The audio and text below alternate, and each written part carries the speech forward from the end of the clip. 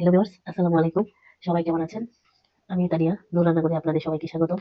আমি আজকে আপনাদেরকে মুরগির মাংস ভর্তা করে দেখাবো। আমি ৩০০ গ্রাম মুরগির মাংস নিয়েছি, ছোট, ছোট টুকরা করে।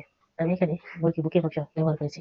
আপনারা আপনাদের ইচ্ছে মতো মাংস নিতে পারেন। আমি ভর্তার জন্য মাংসে মসলা তুলে দেবো। ১ চা চামচ আদা বাটা দেবো, ১ চা চামচ পরিমাণ রসুন বাটা দেবো, স্বাদ মতো লবণ দেবো, ১ চা চামচ পরিমাণ মরিচ গুঁড়া, আধা চামচ পরিমাণ হলুদের গুঁড়া, ১ চা চামচ পরিমাণ ধনিয়ার গুঁড়া দেবো, ১ চা চামচ পরিমাণ জিরার গুঁড়া দেবো, ১ চা চামচ পরিমাণ গরম মসলার গুঁড়া দেবো।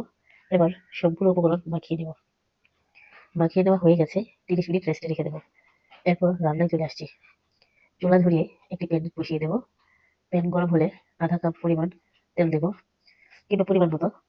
আমি ২টা মরিচ ভেজে নেবো, একটা কাঁচা মরিচ আর একটা শুকনো মরিচ।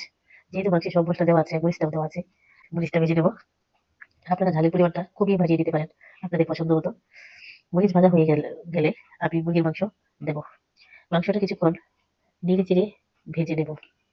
এখন আমি পেঁয়াজ কুচি দেবো। তারপর উল্টে পাল্টে ১ মিনিট ভেজে নেব। আমি এবার ১ কাপ পরিমাণ পানি দেবো, মাংস যাতে ভালো করে সিদ্ধ হয়ে যায়। আমি অল্প আঁচে মাংস রান্না করে নেব। সবটা পানি শুকিয়ে যাওয়ার আগ পর্যন্ত মিডিয়াম আঁচে রান্না করব। রান্না হয়ে গেছে, দেখুন পানিটা একদম শুকিয়ে গেছে, পেঁয়াজ ও মাংস নরম হয়ে গেছে। এবার আমি নামিয়ে নেব। পেঁয়াজ মাংস দিচ্ছি, ভর্তা মাখাবো। আমি বাটাবাটি ঝামেলা ছাড়াই ভর্তাটা করব, হাতে মাখিয়ে। আমি এখন একটা শুকনো মরিচ ও একটা কাঁচা মরিচ ভাজা নেব। তারপর পরিমাণ মতো লবণ দিয়ে মরিচগুলো চটকে নেব। মরিচ চটকানো হয়ে গেছে, আমি সামান্য পরিমাণ কাঁচা পেঁয়াজ দেবো।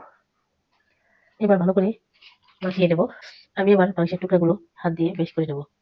একটু সময় নিয়ে সবটা মাংস বেশ করে নেব। তারপর ভালো করে মাখিয়ে নেব। দেখুন মুরগির মাংস ভর্তাটা দেখতে কতটা লোভনীয় লাগছে। আপনারা আমার মতো একবার ট্রাই করবেন, দেখবেন বারবার খেতে ইচ্ছে করবে।